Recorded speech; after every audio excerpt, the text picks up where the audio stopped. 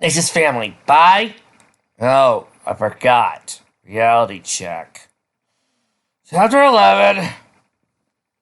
The spit take was epic. Then again, they always were. For a student of economic history, market forces was easily started by what others would see as a fairly mild turn of events. I just realized, but in Equestria, economic history must be maddening. I mean, think of all the diamonds and the gold and how that's based and, what type of funding is behind that. The economic theory on there must be ridiculous. Then again, his natural talent for seeing the long-range consequences of a fairly even minor offense, indicated by the row of 3 dominoes on his flank, was what made him a valuable economic advisor to the princesses. One insight they had gained by long plying and even longer experience, he was able to grasp almost intuitively. From time to time, he managed to even leap ahead of the princess's own projections by a step or two. And of course, he's a guy! I'm starting to see a pattern here! So I was a little surprised when, at an unscheduled debriefing over first breakfast with the princesses, Princess Celestia's casual one-sentence announcement caused her to spray tea all over the table like a fire hose. It appears my faithful student is about to discover the secrets of earth-putting magic. Several minutes of choked out apologies and a round of napkins passed the motto to spill as market forces managed to squawk, "What?" He seems large as a prospect, Celestia noted to her sister Muse. Methinks he is Sapa to the Alvis Castle assistant, Luna retorted dourly. Celestia regarded market forces with her trademark endearing smile. Let us see what he thinks, she said. Very well, Market Force. Tell us, why does that little bit of news alarm you? The blonde-maned green pigs stared at her. Let's start from the beginning, he said. When she says the secret of earth-putting magic, she means a way for earth ponies to perform magic as powerful, controlled, and focused as unicorn magic. Hey, kudos. How are you feeling about this? I'm curious. Right now, believe it or not, I'm a little bit miffed. He's trying to say that once again, we earth ponies have no magic. We all know that is BS, but what's more, we are already on par with earth ponies. After all, you yourself know that you can toss a spell as much as you want, but once a monk gets your hands on you, it's all over. Thank you. Yes, that was the implication of the news you sent me. News? Yes, she said. It's all rather shocking. To astonishment, you actually seem to be perturbed. It seems that there's an entire chapter of pony history that was lost to us. The Twilight Sparkle only recently uncovered in the Crystal Empire's archives. In fact, a significant portion of our own country's history has been discovered to be mistaken. She shook her head in disbelief. In brief, she told him the story. Was so full of horse hockey that I'm still trying to recover. Plus, I also think he gave me brain cancer. The truth of the heartwarming tale. The Crystal Heart, the skills of the founding of the Crystal Empire, whatever! With every passing sentence, Marcus' forces sunk lower. By the time Celestia finished, his mind was reeling. The implications, he said. Just staggering! He poured himself a horrifying cup of tea and downed it. Not even 2 lines, I already hate this character. Please tell me he's not a main character. He's a main supporting character. No! Why, God, why? Looking with distress. Truth, she said unhappily. What changes with this making yawn hustling these celebrations when just... Oh, for Pete's sake! I know I spoke old equestrian in my first appearance, but I grew up! I learned! I developed! Fuck you, Vic! But Princess Luna, come back! No, not this time! I refuse to be written as a one-note character! I have class! You can find someone else to read this! Oh, please, Luna. I can't afford to get a new character.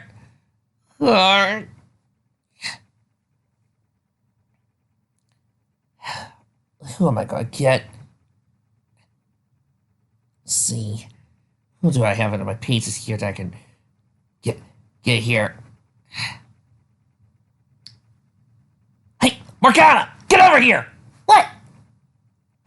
You want me to read this bullshit? Is this all written for a girl? Yeah, Morgana, but for one thing, I'm continuously confused if you're a guy or a girl anyway. Hey! And two, I need a cute cat character to read this. Fine. So, what changes will this make on Heartswarming Day when it's discovered how much the tale is so full of lies? Indeed, Michael Forces admitted. But I'm thinking more of the economic and political implications. Oh god, no, don't you dare! Don't you dare, Fick! Please, no politics! I beg you! When the unicorns find out that the Earth Ponies can sing spells like they can. He did a double take. And your highnesses didn't know about this? Margaret, the Heartswarming tale was undoubtedly old when Luna and I were born. Celestia said, the founding of Equestria was much of a folklore as to us as it is to you, despite the fact that we're really, really old. We also knew Star Swirl. It should have been that old. Logic! The thing is, I also feel a little weird, Morgana said, picking up his cup and looking at Celestia distressed. I do love pageants, but to find out that they were all lies. She looked down at his cup, disconsolate. Chancellor Puddinghead was my favorite, Morgana said in a small voice. It is rather like when we found out Santa wasn't real, isn't it? Really? Much art for user, please don't tell me that they're trying to pull this shit off! Yep. Oh, God, no. No, not again. I'm out. Celestia, no!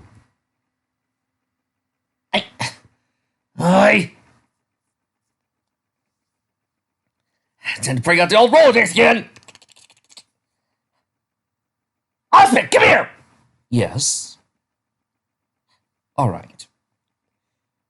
It is rather like when we found out Santa wasn't real. Really?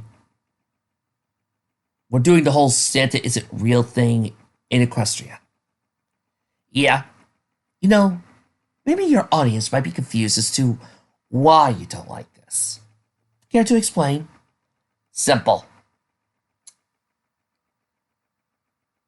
Magic! You live in a world where magic exists. Time travel spells exist. You can't really stop and say, wait, how could Santa go across the entire planet in one day? When you can just say, I know time stop. Okay, how can Santa go down a chimney? Shrink it! I know a shrinking spell!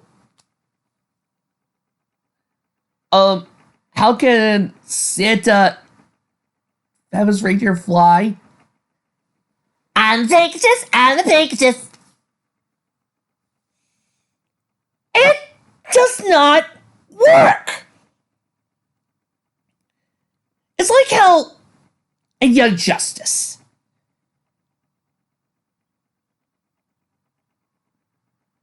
Tim Drake was able to confirm Santa Claus's existence. How? By giving all of Santa's abilities to Superman. And it's true. Fly around the world in one day. Boom, Superman. You can't just say something like Santa isn't real when there's freaking magic. Now, you could try other legends, so try to say that they are all fallen the legends. You could say Santa Claus is a legend and no one has been able to see him. That works. You could say he's a legendary spirit that no one's been able to see. That works. But you can't do that Because magic exists! There are spells! You can wield magic! It's like being amazed that you can create fire without tinder! It's called Fireball. Woo!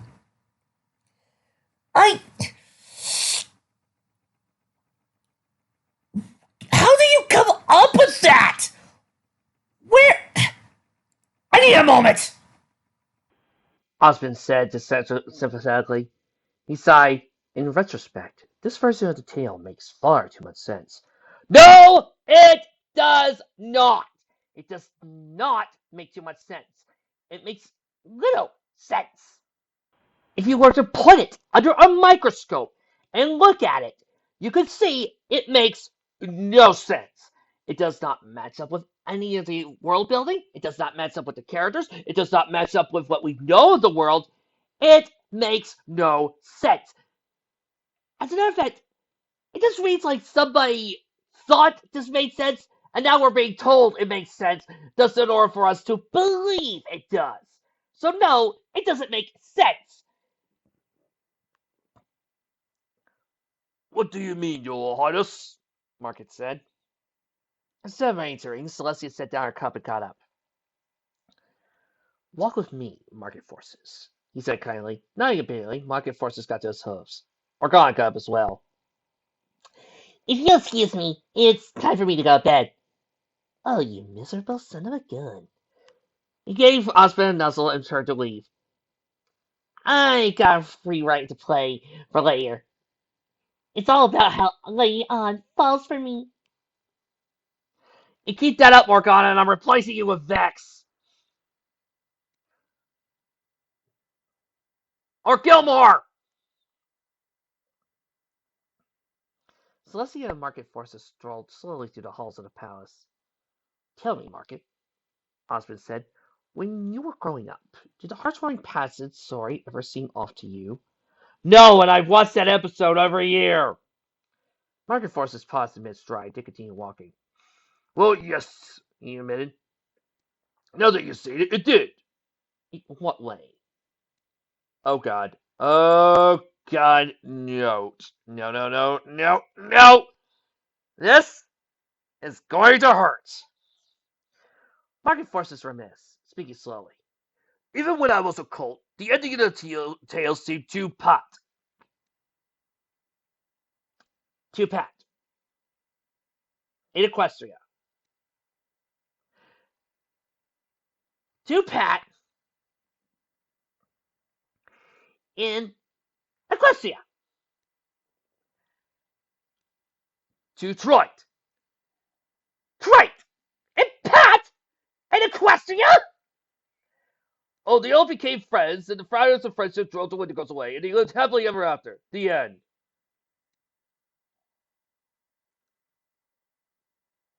What?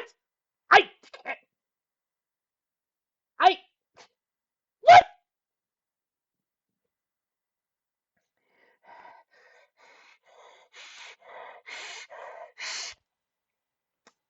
You are saying that this story is too pat, too trite, and a world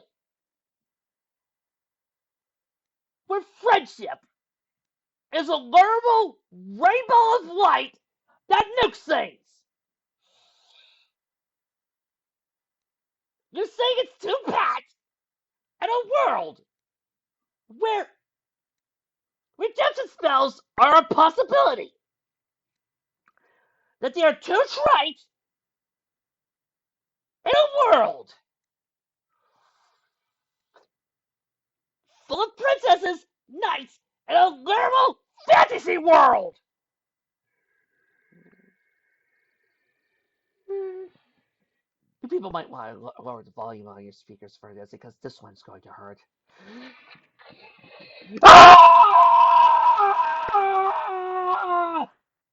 How did this story get popular again? When did people... Oh, wait, I forgot. Nyx was in this for about a few chapters. But somebody says this and they think, yep, that's good reading. Oh, yeah. No! It isn't! What? which was their prejudice and racism, Osmond said. Market Forces Sucker said, "No, not that those weren't problems, but they were caused by another, deeper problem." Yes, because as we all know, those weren't going to be problems at all, were they? Which was... Economics. Oh, God, no, no! Oh, I hate this. Thick. At Osmond's glance, he shrugged his wings. Your Highness, I know ponies crack wise about how I have a crash register for a brain, but I see these things and these sort of problems. Again, I will lay off this character if any of you in the comments would kindly tell me what trust and what does Equestria back bits up with.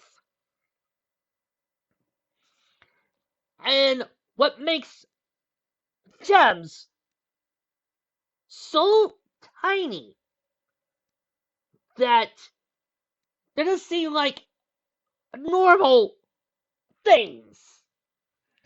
Because I remind you, they only had gems, and the CNC was able to buy a nice industrial strength fan. As a joke. I remind you, gems, those things that we put so much bounty in, they're literally flowing out of the ground. You can literally dig them up. They are dragon food. And the real problem that was causing all this strife was an economic one. Oh, sleep heavily, Celestia. Continue, Osmond said, banging his head against the wall. Marcosaur's thoughts seemed to pick up steam. You see, let's say the hot swarming person we all know is correct. And it is, he said. It was a cult. I knew it made no sense.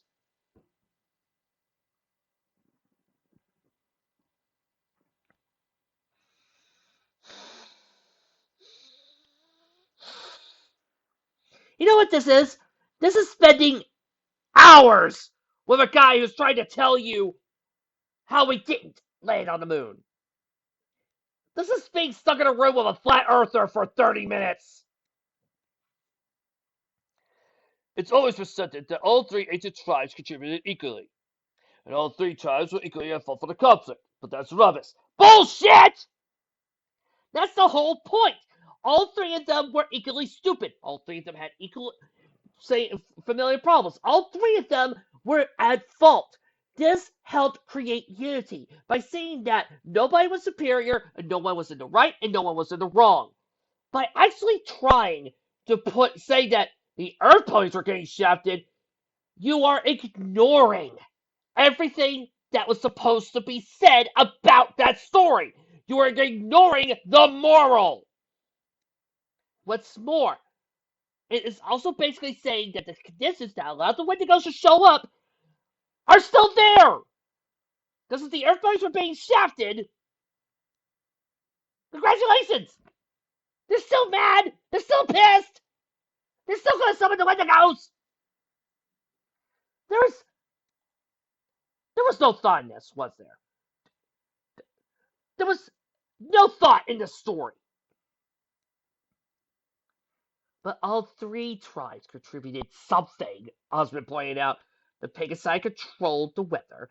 The unicorns raised the sun and moon. Yes, but the Earth ponies were the only ones making actual sacrifice.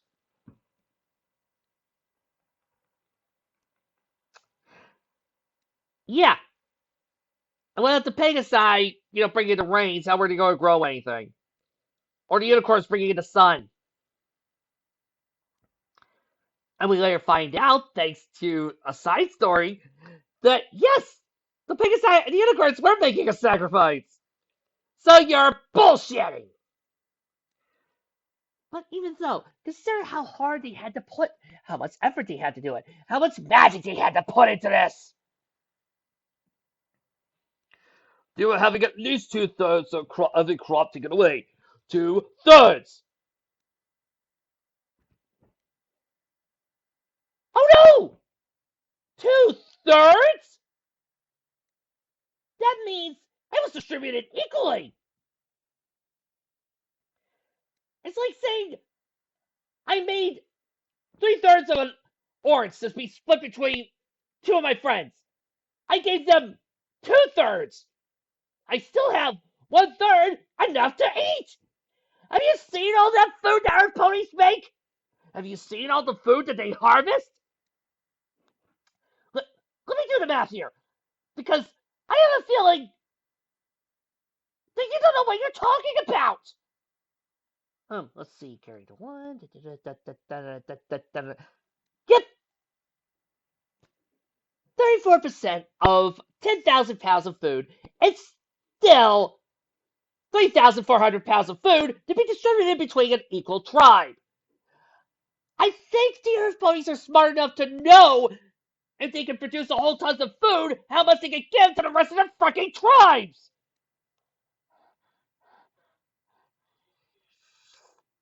Dang it! That was food right out of their children's mouths. I dare you to fight any subsistence farmer who could survive on 1/3 of all his crops. And that's with all the modern agricultural methods. And magic? Magic? Yeah, magic! That whole entire earth pony magic thing you put so little thought in, where they can instantaneously find out what ground is best for growing foods, what plants are best, making plants grow quick, making sure that plants grow really well, and making sure that whole entire farmlands can grow to the point where it's like almost the whole entire freaking countryside is dotted with apple trees. If you knew a damn thing about farming, you would see how all this would work. But you do not. For all their work, did the Pegasi get 2/3 less weather? No, but he still had to move it. He still had to put a whole bunch of effort into it. Did the unicorns get 2/3 less sunshine? Well, if the Pegasi stopped it. No, they suffered no actual capital loss. And they were producing what they had to anyway, whether the Earth ponies existed or not. Yeah, but if the Earth ponies didn't exist, they would starve! You can see where this would have to lead. This has to lead nowhere. The Earth ponies are laboring under a tax burden so high as to be unsustainable, and saying nothing substantial for the contribution. Except for sunlight to live and to grow their food, rain to actually get, water! But, no, you go on. Because Earth ponies have less and less of themselves each year. That's so bullshit. Pegasi would get less and less tribute each year. A bigger piece of a smaller pie. Except the only reason why they would be getting less to themselves would be because of the. Wait. Your argument is based off of the fact that the Earth ponies are not needed to grow the food.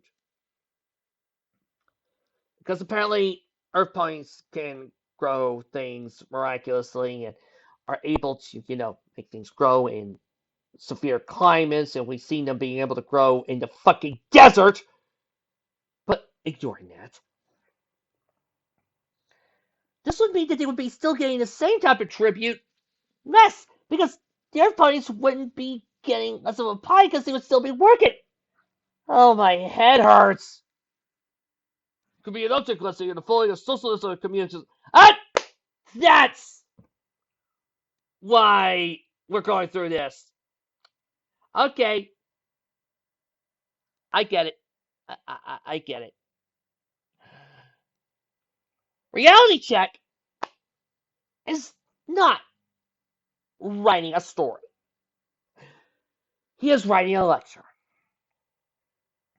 He is not trying to tell a story about Earth pony survival. No. He is lecturing us on why communism is bad. Why price fixing is bad. He is trying to educate us on the horrors of communism. In my fic, about Nick's bonding with her family. In a world with magic. In a world where the bit is gold. Am I the only one who sees how stupid that idea that is? A stupid insight from a very stupid pony, Osmond said. Oh, Marcus Forces said uncertainly. He lowered his head and looked him in the eye as they talked. I'm not politicking Market Force, he said amused. Really is. Also 100% wrong. Everything you just said was wrong. There was nothing right about that whole sentence. It is? I mean, it was? Market Forces was pleased. Knowing you were right was one thing. And having other parties say it was always so much more validating. Yes, Osmond said, straightening up. Though the heartwarming tale does get the timeline wrong. He frowned faintly. More than Lunar, I suspected, judged by what I read in the book Twilight sent me. Timeline? Yes. One could put the puzzle pieces together, with Levelhead's journal. The arrangement the three tribes had, one that the heartwarming passage shows at the beginning, is the arrangement that the three tribes had after the Wendigos were defeated. As he said, and arranged it because it seemed fairest to the three tribes. Obviously, a vast improvement over the slave and serfdom system of lost antiquity. You know, again, it's kind of hard to have a slave and serfdom city, but when you can say, we're not growing! We'll make you grow! We don't have to. We're not giving you the food, we're not growing it. And it's starving them. Repeat, neither my sister nor I of any of our generation knew of. When we were born, the heartwarming legend was already old. At any rate, we were born during Discord's reign. After we overthrew him, and scraped the caramel off the palace, the ponies of Equestria began to return to that three-way system. It barely took a year for its flaws to start to surface. My sister and I went into deep discussion over the matter. We consulted with every sage we knew of every race. Dragons, griffin, the buffalo, the zebra, deer, so many others. We even used the window of dimension to peer into other realms and speak with creatures of other times in existence. Von Mises, Hayek, Besite, Solwell. This is getting too economical for me. And I want to stop, but I can't because there might be something important. After much consideration, we took the necessary step. His eyes twinkled. Can you guess what it was? You took the throne and forced everybody to play nice? Market Forces hazard. Yeah, kind of being one of the most powerful ponies on the planet works. But where did Bill Crystal BAM!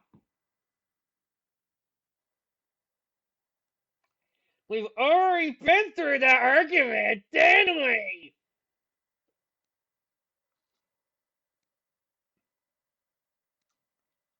No, wait, Marcus said, coming to a halt suddenly.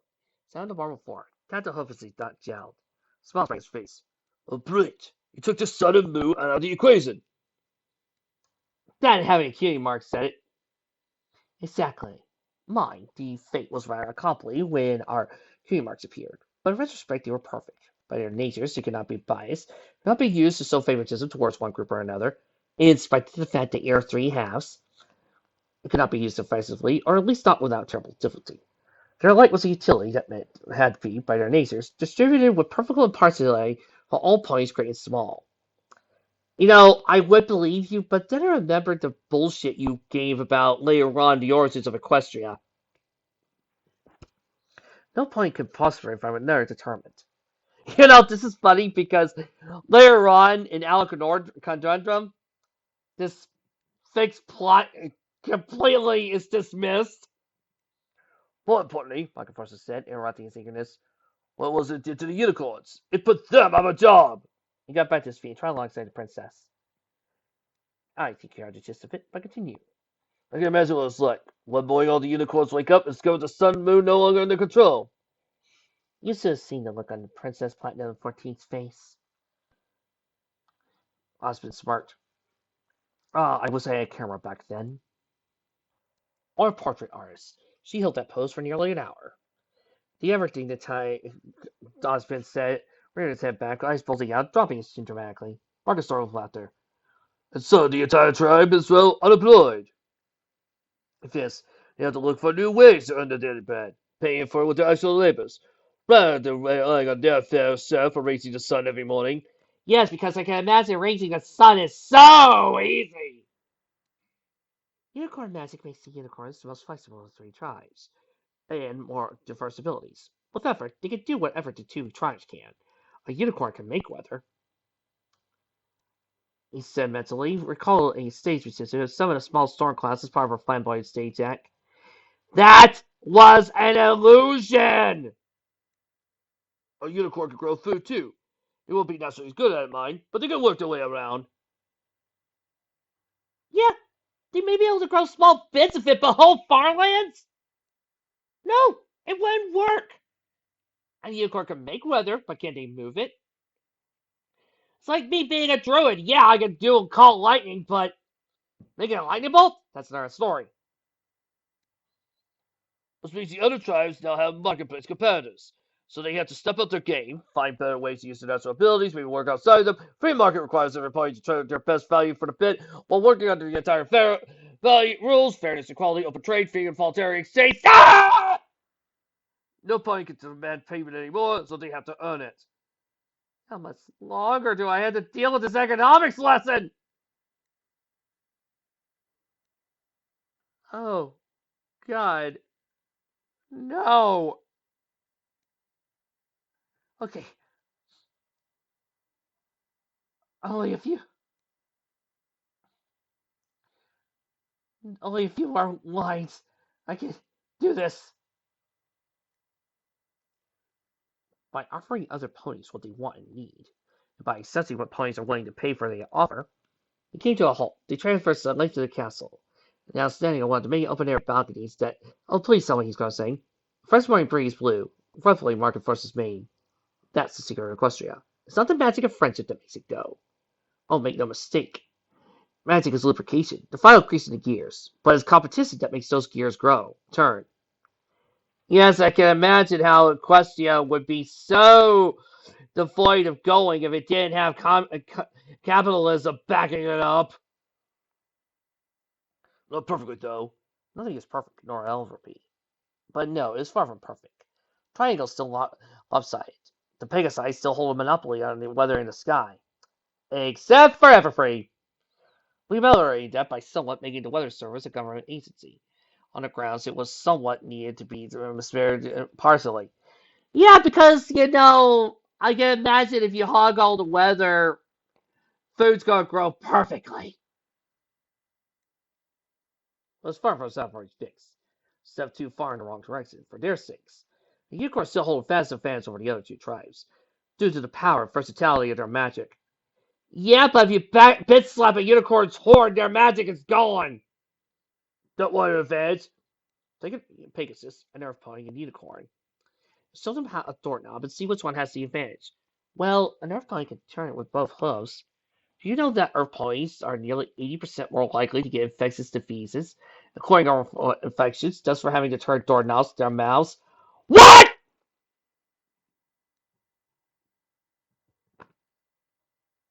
What?! Yes, you see, it's realism. It's realistic that one would get oral infections from having to turn the doorknob with that. Shut up! Shut up! Shut up! Die! Die! Go to hell too, Fick!